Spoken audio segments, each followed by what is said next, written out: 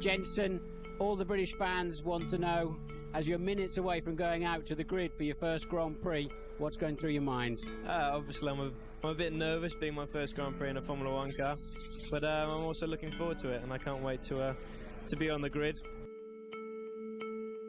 Jenson, tell me if you need a Finway. I don't know! Check the cars when I come past! He's done it! Jenson Button wins the Hungarian Grand Prix! Get in there!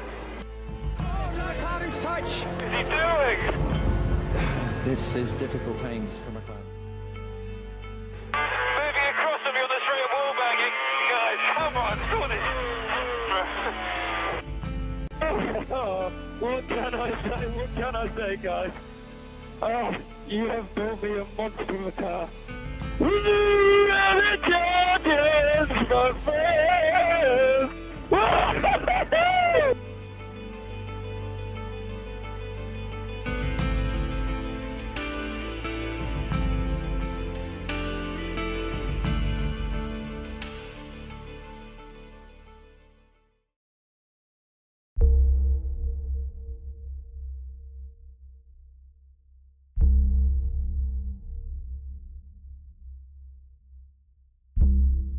The career of Jenson Button began at none other than BMW Williams. After successful seasons in 1998 and 1999 in British Formula Ford, Button was given the once-in-a-lifetime opportunity to get a chance in the pinnacle of motorsport. At the end of 1999, Button was given the brilliant opportunity to test for both McLaren and the Prost team, but a vacant seat became available at Williams for the 2000 season following the departure of Alex Zanardi.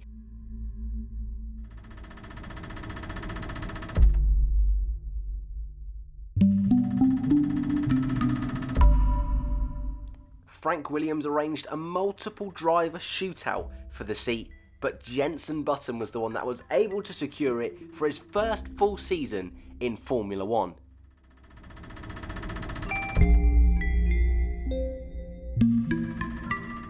Button made his Formula 1 debut in the 2000 season in Australia, of all places, crashing out in practice and qualified second from last. However, a strong race where he was set to score a point looked to be the perfect start to his career, but his engine failed 11 laps from the finish, and this would be a frequent trend throughout his first season, with regular non-finishes and retirements.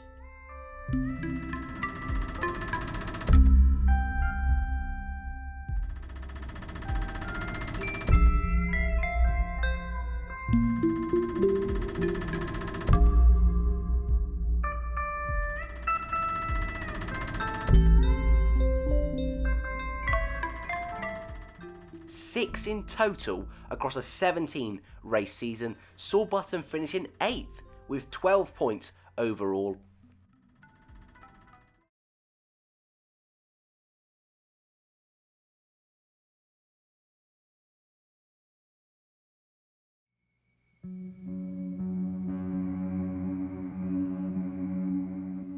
If the year 2000 was a shaky start to Button's career, 2001 would prove to be even more difficult despite joining the multiple World Championship winning team Benetton. Button was partnered alongside the experienced Giancarlo Fisichella, but after a difficult pre-season, the team's worst fears came true. On the first race of the season, it was inevitable that this car was going to be awful all season long. Button picked up 2 points across the entire season, and with 1 point finish in Germany, once again proving his best result of the season, questions were starting to be asked about the Brit's ability, with his arguably more experienced teammate Giancarlo Fisichella scoring 4 times as more points as Jenson, finishing 11th in the standings. Button was in 17th. Reports came out labelling Button as a playboy, and supposedly Flavio Briatore gave the Brit an option to leave midway through the season, and big question marks hung over his head whether he'd stay with the team for the following season. Luckily enough for Button, during the 2001 season, Renault bought out the team and Giancarlo Fisichella would be moving on for the 2002 season.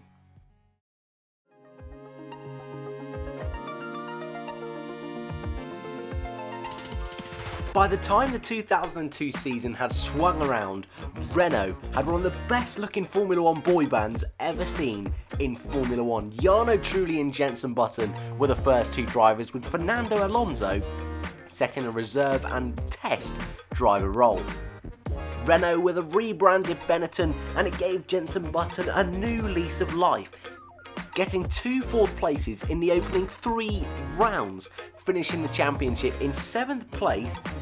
A fairly good effort considering the strength of his car, but crucially finishing ahead of his teammate for the first time in Formula 1. His 4th place in Malaysia in the 2nd round of the season could have very easily have been his first ever podium, but in the last few laps a suspension issue cost him his first podium in Formula 1.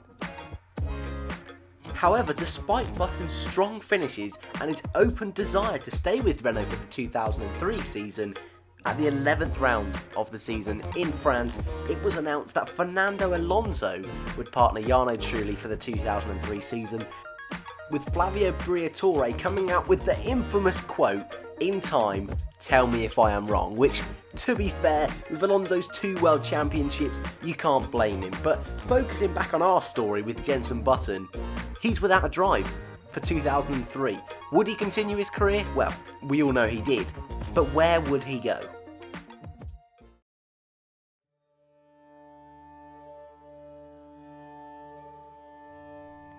Between 2003 and 2005, Button would drive for British American Racing, or for short BAR, or BAR Honda, whichever you fancy. In his first season, he was driving alongside world champion of 1997, Jacques Villeneuve, someone who, I think we all know, isn't the most favourable or likeable character. And Jenson learned this the hard way, facing early hostility from his teammate, and the both would cause friction across the entirety of the 2003 season. Flames were brewing in the first race of the season between the pair, with Villeneuve being scheduled to pit stop, decided to go out for an extra lap, causing Button to be delayed when he eventually came in for his stop. The team, surprisingly, took the side of Button, and for the majority of the season it was seen that Button was the favoured child over, arguably, a little bit stroppy Jacques Villeneuve. But despite tempers rising throughout the team, Button actually performed well, probably his best season in Formula 1, scoring 8 points in the newly arranged point system, meaning the top 8 finishers got points instead of the top 6, and he also scored a 4th place at the Austrian Grand Prix. One of the biggest moments of the 2003 season was actually during practice in Monaco, where Button crashed heavily into the barriers at 185 miles per hour, briefly knocking him unconscious, and he spent the night in hospital. But classic Jenson, he wanted to race, but was withdrawn on medical advice, so he did, unfortunately, not only miss the Monaco GP, but also a one-day test in Monza. He was cleared for Montreal, however, and continued to outperform his teammate for the rest of the 2003 season, and overall would finish in 9th, just 1 place behind his former teammate Jarno Trulli, 3 places behind Fernando Alonso, but again in front of the likes of Mark Webber, Heinz-Harald Frentzen, Giancarlo Fisichella, and whereas Jacques Villeneuve finished the season on 6 points, Jenson got a mighty tally of 17, finishing, as earlier I said, 4th in Austria and 4th in the season finale in Japan. 2004, another year dominated by Ferrari, but for the neutrals, it was a year dominated by Jenson Button. Not only did he pick up his first ever podium in Formula 1 in the 2nd race of the season in Malaysia, he also picked up podiums in Bahrain, Germany, Canada at the European Grand Prix, Italy, a 2nd place in China, and a 3rd place in Japan, and those multiple multiple podiums, including a second place in Monaco, saw him finish third overall in the standings, comfortably over fourth place Fernando Alonso. Button comfortably as well outperformed his teammate Takuma Sato, who only scored 34 points compared to Jenson's 85 points, who himself was a further 46 points ahead of Fernando Alonso in fourth. What a year Jenson had, comfortably his best in Formula 1, and getting a third place overall would be one of the best seasons of his entire Formula 1 career. But Button was never far from controversy, and despite a brilliant season, and despite Williams really struggling during the 2004 season, Button exercised his contract to leave the BAR team and signed a 2-year deal to return to Williams. But is Formula 1 ever that straightforward? And although on the surface everything looked perfect with Button's move back to Williams, deep down and within management, things weren't quite as simple and straightforward as they seemed. In Button's contract, he was allowed to move if he did not think, and his management did not think, that BAR would be able to continue using Honda engines. Obviously, Button thought that was not going to be the case for 2005, and the lawsuit was brought to Formula 1 management, where it was decided that BAR had issued enough evidence to keep Honda engines for the 2005 season, and thus Button would stay with BAR for one final season in 2005. Button's final year with BAR was a difficult one, to put it at best.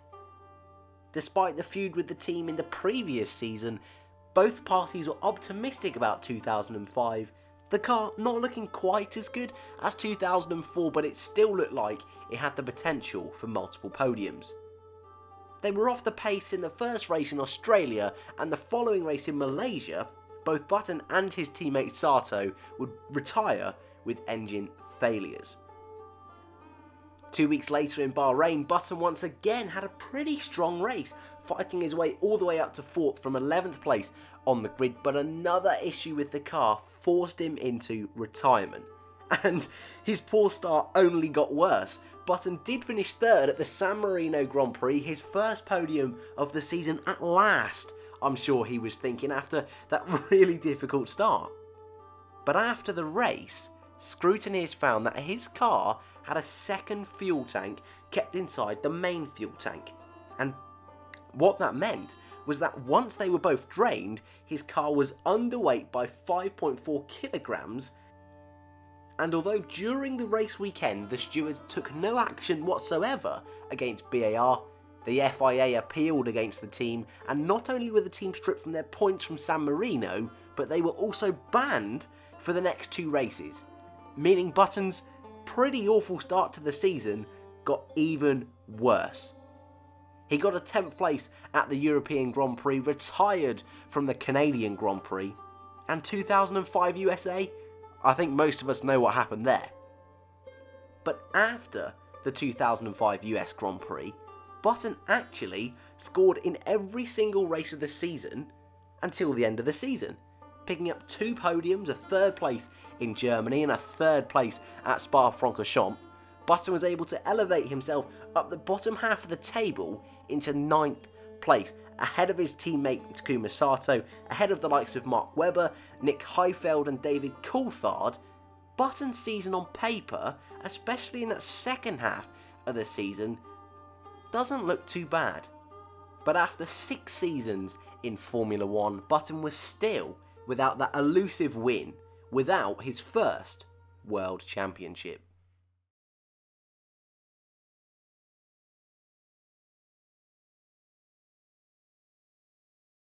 Oh, sorry, it's me again. Thank you guys for watching as always. I know this is something that probably some of you newer subscribers are a little bit, well, I suppose not used to on this channel. Usually you're used to me messing around a little bit, let's be totally honest with you, not being quite as serious, although let's be honest, as it got on, I've started to lose the serious nature a little bit. But this is something that I used to love making when I first introduced my channel, and it's something that I really wanted to bring back. And the Career of series, again, is something that for ages I've been planning and trying to work out a way to do it. I want to know your thoughts though. There's still some little things I want to play around with, but I want to know your thoughts. Constructive criticism, if possible, would be absolutely beautiful. But I do want to say a big thank you for watching, guys. It does mean a lot. As I say, I have put a lot of time into this one, and it's been something I've been working on for a very long time. So thanks for watching, and I'll see you in the next one.